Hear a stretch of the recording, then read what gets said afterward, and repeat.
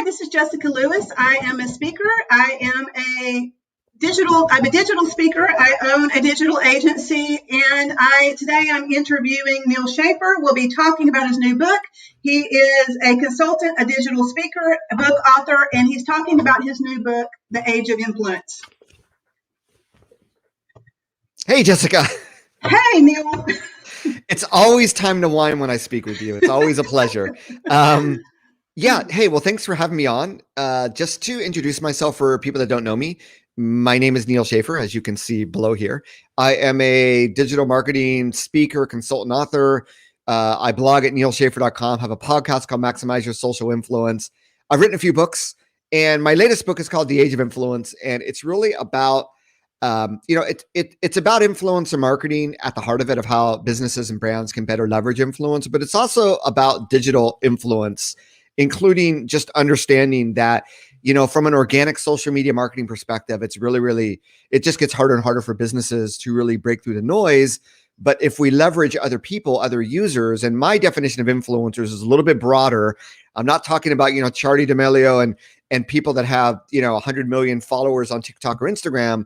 But, even in the influencer marketing industry, we talk about nano influencers, people that have 1,000 followers. So who are these people in your tribe that have 1,000 followers on any given network that you can collaborate with around content, around promotion, that can really help your brand break through the noise, or your business break through the noise in social and in digital. And these could be people that don't know your brand, but ideally they're your own customers, they're your own followers, and even your own employees. And that's really the heart of what I talk about in The Age of Influence is basically that.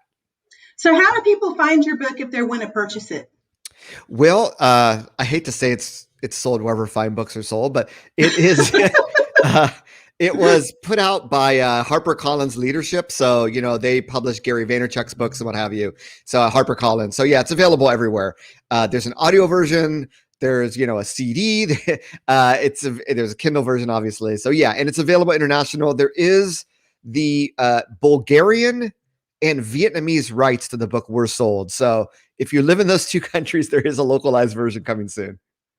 Okay, great. So talk a little bit about your background. And I know you speak Japanese, so let's talk a little bit about your Japanese background. Sure. Well, I grew up in Southern California in an area where there were a lot of Asian Americans. And as I got older and when I got into high school and taking AP classes, it seemed like 80 to 90% of my classmates were Asian American. In fact, and most of them obviously were my friends as well. So it really started me on a journey. When I say Asian American, Chinese American, Korean American, Japanese American, Vietnamese American, it really started me on this journey of I wanted to learn more about Asia. So I actually entered university and I committed to learning Chinese, and I did a junior year abroad in Beijing. And in Beijing, I had a Japanese roommate. And I ended up becoming friends with all these other Japanese that were studying in Beijing. So that was my first introduction to Japanese culture. And I was in Beijing during what they call the Tiananmen demonstration, which was the last great sort of student demo that I was actively an observer of. And at that time, the world just pulled out of China, right? But Japan was booming. And that's where I said, you know what? I stopped off at Japan on the way back to the United States. I had a lot of fun there. It was obviously more advanced and developed than China was at the time, although these days China is extremely developed. And I said, you know what? I'm going to learn Japanese my senior year, and I'm going to start my career in Japan. And I did that. I went out Christmas break, interviewed a few companies, got an opportunity to work at a Japanese semiconductor company that was headquartered in Kyoto, of all places. So I got to live in the ancient capital, and I ended up living there for 15 years. It was, I met my wife there. Our first daughter was born there. And then when she was 7 months, we came back here, and I've lived in the United States ever since. But I still do consulting, with Japanese companies on digital marketing. And it's obviously a big part of my life. My kids are bilingual. And, my wife talks about when our kids get into college, how, my daughter actually wants to go to university in Tokyo. So at some point I'll probably be back there. And I'm going to start a travel agency, and I'm going to invite all of you to come out to Japan, and I'm going to give you personalized tours. That's the idea. Oh, I love it. That's great. So now, speaking of all of your international experience, let's talk a little bit about culture shock and maybe the differences between marketing between Japan and the United States. Yeah, wow. Where do you start? I think that in many ways, Japan is very far behind on digital and especially on social media marketing. And I know this comes as a surprise. We think of, some countries being, very savvy, and Japan seems to be one that's technically savvy. I think, and Jessica, you travel around the world as well. When I'm in Europe, they're pretty much on par from a digital social perspective what we're doing here. Now, I've spoken in countries like Romania where they might be a little bit further behind, but when I say further behind, it's in terms of months, not like years. Japan is really years. This notion of the marketing automation, the notion of content marketing through a blog, and live stream and social media marketing. Really, I think their social media is more seen like paid media. There seems to be less email marketing there because more people prefer text, and there's an application called Line, which is like Facebook Messenger, WhatsApp, all combined into one social network that everybody has. So it's a little bit different in that way, but definitely traditional media is still very strong there. People still watch TV, read traditional newspapers and magazines, buy books. So that sort of explains why the old traditional marketing still works there to some extent. But obviously, with every generation, now they're finally waking up to the blogging, the marketing automation, influencer marketing, organic social media marketing that's not just PR focused, but marketing focused, and that's more engaging.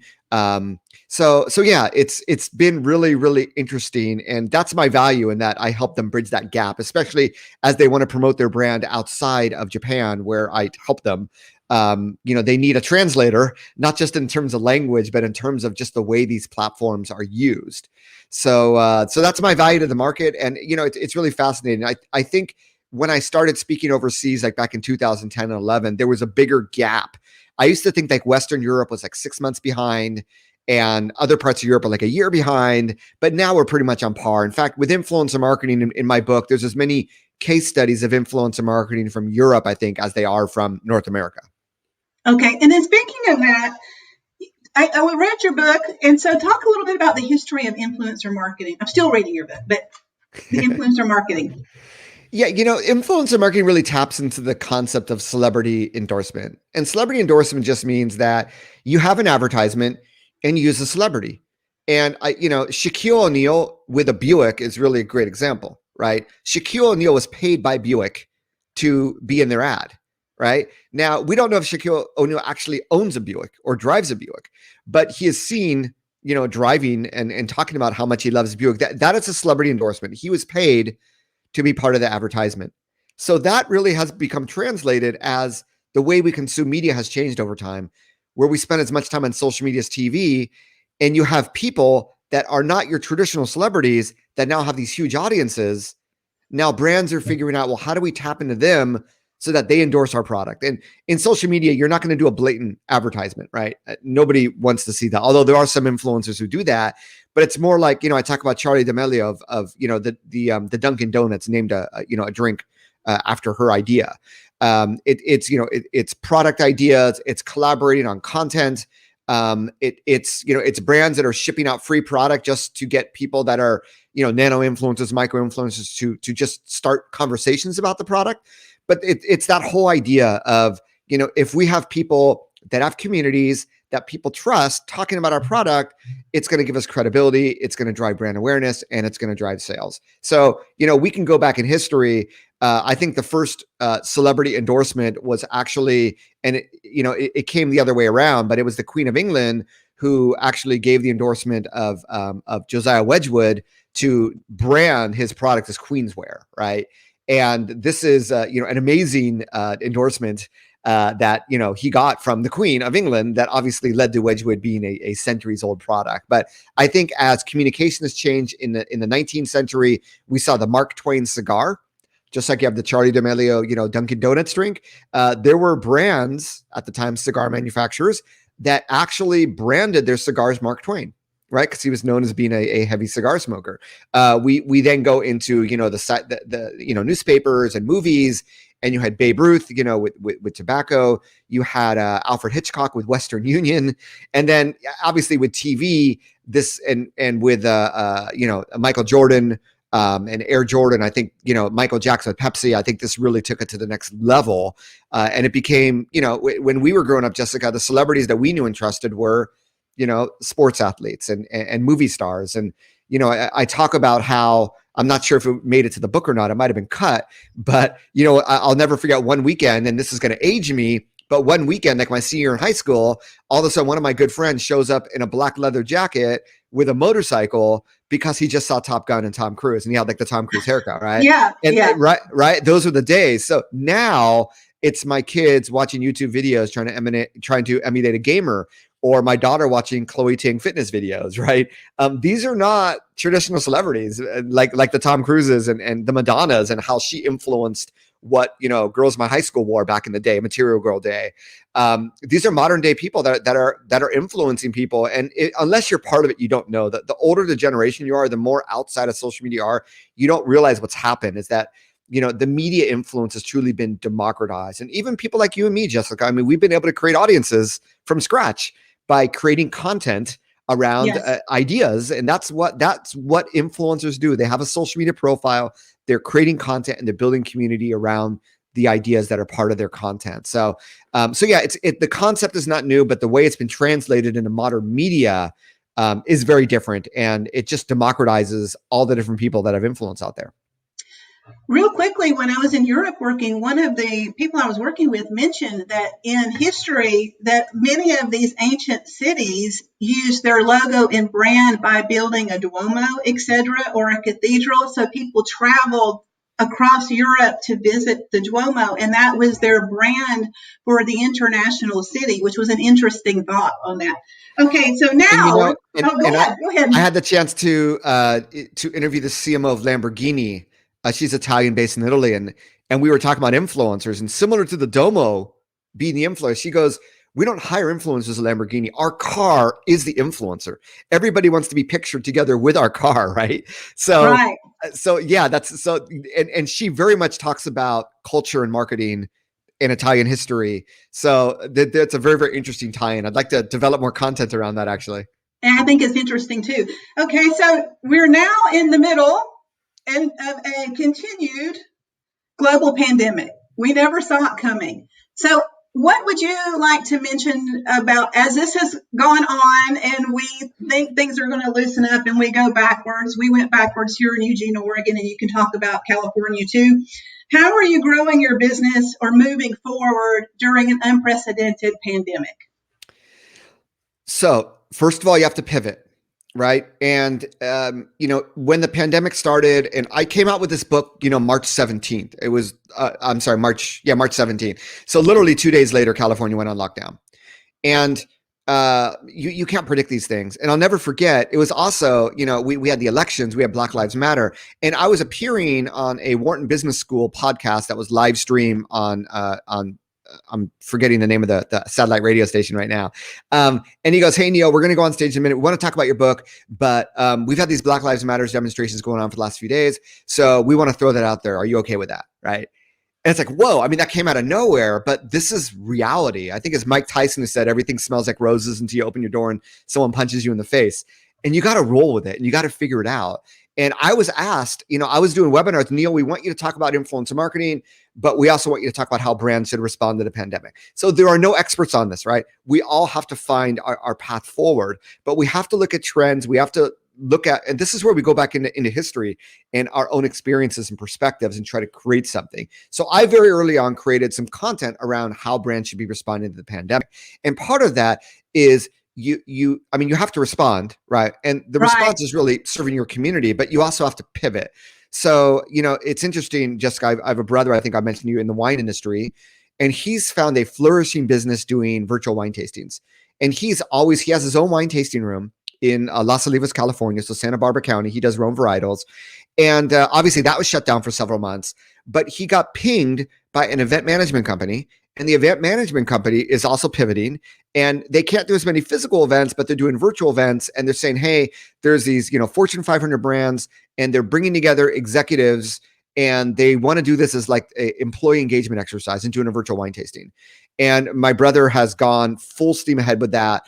He's worked with several Fortune 500s already. And it's an example how in crisis, there's opportunity, right? I was similar. This crisis came at a point where I was sort of winding down my agency because in the words of Marie Kondo, it didn't spark joy for me anymore. And what I really enjoyed doing was what I call fractional CMO work, really becoming part of the team, helping employees, helping them with the strategic decisions in more of a regular working several hours a week over a dedicated period of several months for brands. So actually my business exploded after that.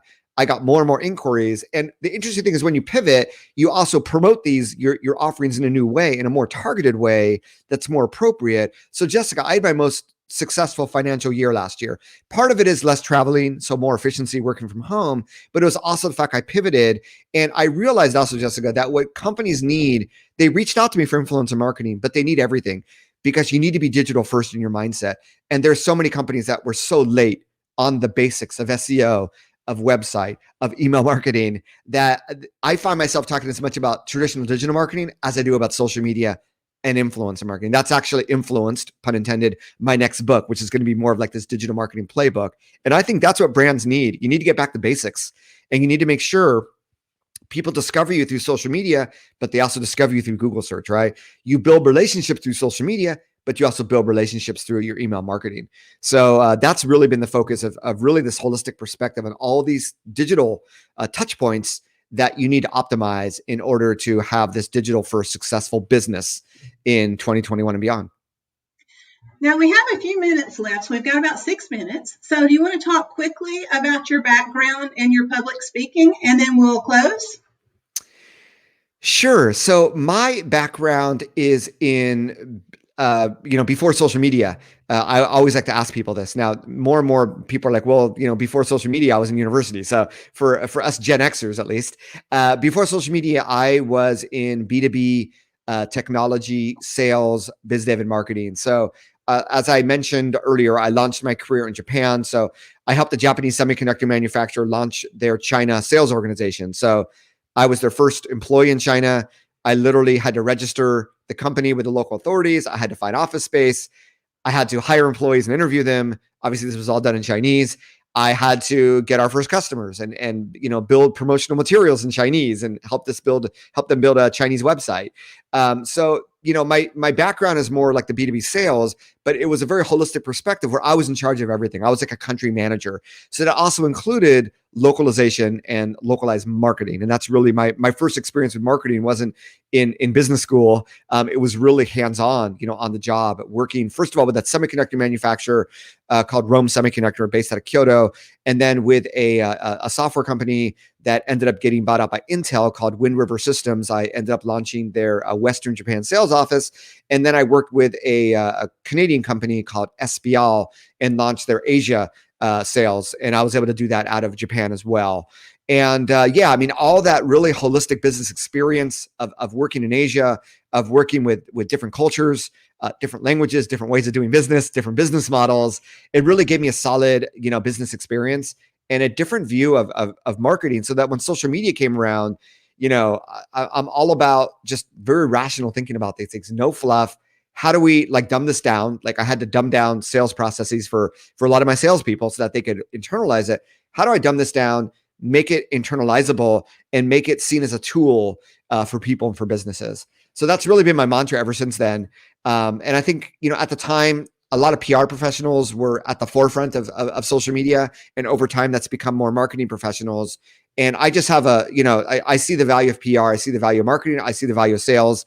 So I cover a very wide territory, but it's really that holistic business experience in Asia that's given me a unique perspective that I think a lot of my customers and blog readers and book readers value.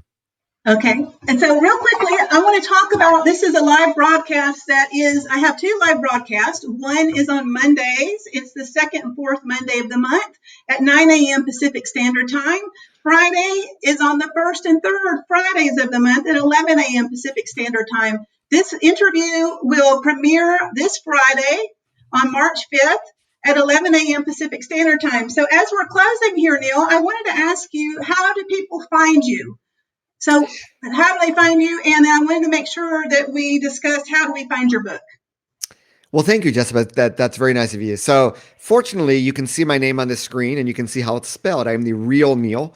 And there's several of us Schaffers out there. So it's neilschaffer.com. It's Neil Schaffer everywhere on social media. I do have a podcast called the Maximize Your Social Influence podcast. And then my book, The Age of Influence, is available, on Amazon, wherever books are sold. I do have a free preview of the book where you can download, the table of contents in the first chapter. So check that out at neilschaffer.com/preview. And I look forward to any questions you might have about Japan or China, or differences in marketing, or anything about influencer marketing, or this digital first approach to marketing. Feel free to reach out. I'd love to hear from you. Okay, great. And so I'll be posting this to YouTube, and I'll get this to you as soon as possible. And thank you so much for conferencing in. Are you in Irvine right now? I am in Irvine. Eugene, Oregon to Irvine, California, Pacific time. Thank you so much, Neil. I appreciate it. Thank you, if Jessica. you'd like to hear more interviews, please subscribe to my YouTube channel. Thank you. Right here. Okay, perfect.